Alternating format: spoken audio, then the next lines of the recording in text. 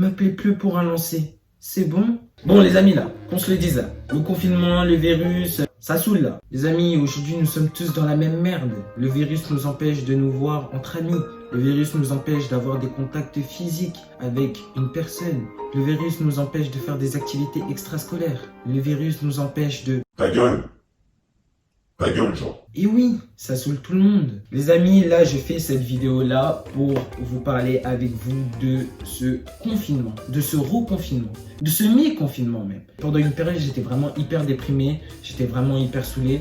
Et tous mes défauts ressortaient comme ça. Et j'avais vraiment plus envie d'être gentil avec personne parce que tout simplement, ça me saoulait. Le fait de savoir que je pouvais plus danser avec mes amis, que je pouvais plus revoir certaines personnes, ça me saoulait, ça me stressait de fou. Et aujourd'hui, je comprends que ça énerve plein de gens et que les gens en aient marre. C'est vraiment des choses qui énervent et qui nous mettent vraiment dans des tensions pas possibles. Avant, tu pouvais dire que tu allais voir tes amis, que tu allais les revoir demain ou tu allais les revoir plus tard. Ou même, tu pouvais dire que tes amis qui habitent loin d'ici, qui ont voyagé, pouvaient revenir te voir. Mais là, ce n'est plus possible. Plus personne ne peut venir te voir. Tu es confiné avec ta famille. Et franchement, je trouve que même ceux qui habitent tout seuls, ils ont vraiment un courage de fou. Parce que moi, honnêtement, vivre tout seul, au bout d'un moment, ne pas voir mes amis et être bloqué chez moi, ça me saoule. Je tiens à même passer un gros big up pour les personnes qui sont positives. Parce que franchement, honnêtement, c'est pas facile de rester chez soi, dans sa propre pièce,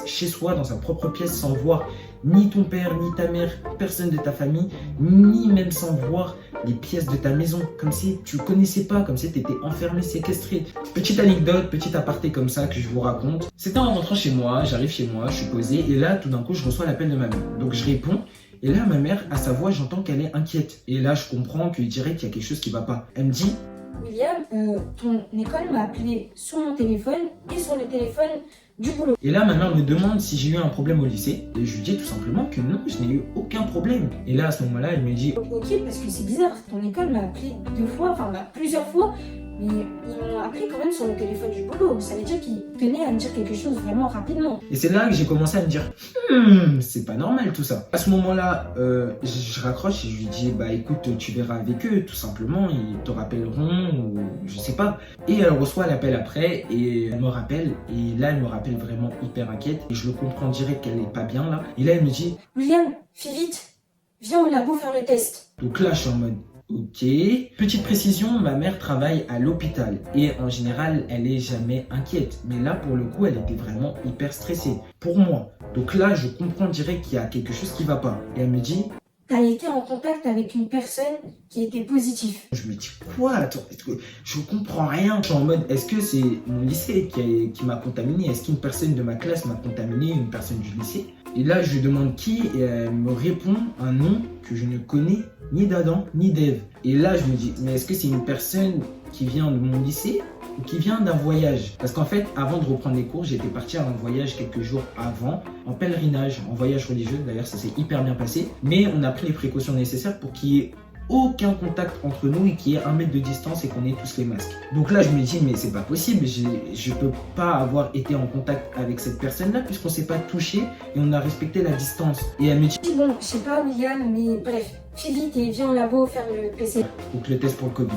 Et là, à ce moment-là, je suis en train de psychoter, je suis hyper inquiet. En vrai, j'ai pas à être inquiet, mais comme ma mère est inquiète alors qu'elle n'est jamais inquiète, elle travaille à l'hôpital, donc en général, elle est tout le temps sereine et que là, elle est hyper inquiète. Moi je commence vraiment à stresser de fou. Je prépare mes affaires et je descends vite au laboratoire. En arrivant, il y a des gens avant moi. Je suis pas bien et je suis hyper stressé du coup parce que c'est le premier test que je fais, c'est le premier PCR que je passe. Et du coup, je me dis, est-ce que ça va faire mal? Qu'est-ce qui va se passer? J'ai peur des résultats aussi, de ce qu'il va y avoir derrière. J'ai eu peur d'avoir contaminé des personnes de ma classe et même ma famille. Donc là, je suis en mode crispé de fou, hyper stressé, le mec qui est hyper... pas bien quoi. J'arrive, tout ça, je fais le test et puis voilà. C'est fini jusqu'à le lendemain et je reçois les résultats et on me dit que je suis négatif. Alléluia! Pour le coup, c'était waouh! C'était quelque chose qui est passé hyper vite, mais heureusement négatif et du coup, j'ai contaminé personne. Ça a vraiment impacté beaucoup de choses. Je sais que même moi, j'étais hyper mal, comme je l'ai dit, j'étais hyper énervé. Ça m'a vraiment frustré le fait de savoir que je ne pouvais aller nulle part. J'étais obligé d'être kéblo chez moi, j'allais en cours et je rentrais et je bossais et c'est tout ce que je pouvais faire. Donc le virus a impacté vraiment beaucoup de choses et je sais que c'est chiant, même moi j'en ai marre, mais plus on fait des efforts pour que ça aille mieux et mieux ça va. En soi, je suis un peu content parce que je peux sortir même si c'est pour aller en cours. Je sais que je peux me libérer un peu. Il y en a, ils sont vraiment kiblo. Il y en a, ils ont même pas de fenêtre. Il y en a, ils peuvent juste aérer, regarder par la fenêtre. Et franchement, le fait de savoir que là, j'ai quand même un minimum de liberté dans le sens où aux intercours, je peux me balader, aller manger, aller rester avec des amis, avoir ma pause et profiter un peu avec mes potes.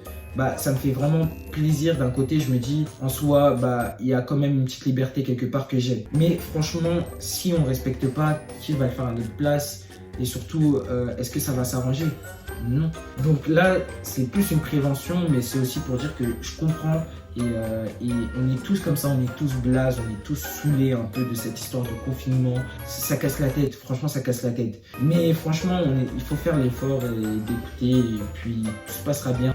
Je suis pressé que ça se termine, je suis pressé que toutes ces histoires-là se terminent. Mais aussi, il y a quelque chose que je voulais dire aussi, bien évidemment. C'est vraiment aussi pour le coup qu'il y en a maintenant, ils écoutent vraiment pas. Il y en a, ils sortent et après ils se prennent des amendes et après ils s'étonnent. Mais c'est pas ça qui m'embête, moi. Moi, ce qui m'embête, c'est le fait de voir des gens qui sortent et qui ont l'impression qu'ils sont invincibles et qu'il va rien leur arriver. Mais le karma arrive. Mais ce virus-là vraiment m'a gêné à la danse, comme je vous l'ai dit, je peux pas danser avec mes amis. Il y a aussi le fait que je peux même plus aller voir ma grand-mère qui est pas loin de chez moi du tout. J'ai la chance d'avoir une grand-mère qui est pas loin de chez moi et je peux même pas aller la voir, lui dire je vais rester avec elle, je vais profiter, lui faire des bisous, aller la voir, parce que c'est vraiment ma grand-mère, je l'aime de fou. Il y a le confinement, il y a tout qui gêne, il y a ça qui saoule. Franchement, moi, ça me dérange. À titre personnel, ça me gêne. Je pense que même tout le monde est d'accord avec moi pour dire que c'est chiant. Mais je vous dis la vérité, les amis, si on fait tout bien pour que ça se passe bien et qu'il n'y ait aucun problème et que ça se termine le plus rapidement possible, il n'y a aucune raison que ça se prolonge ou que le problème ne s'arrête pas. Mais ce qui est bien, c'est que même si tu ne voudras pas écouter, il y aura toujours quelque chose qui fera que tu vas écouter au final. Par exemple, dans mon lycée, maintenant, si on a le masque en dessous de notre nez, à nos risques et périls, on se mange 1 heure de colle. Mon école n'a plus le temps. Maintenant, tout le monde a les masques sur les nez et ça fait que tout le monde est sensibilisé par ça et maintenant tout le monde écoute.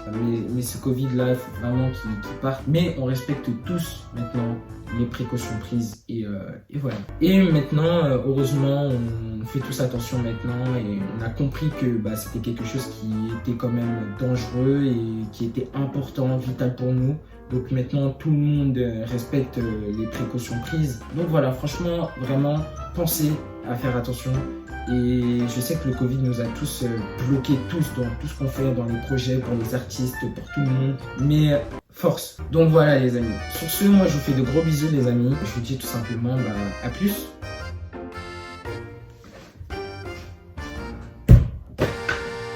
C'était pour l'intro.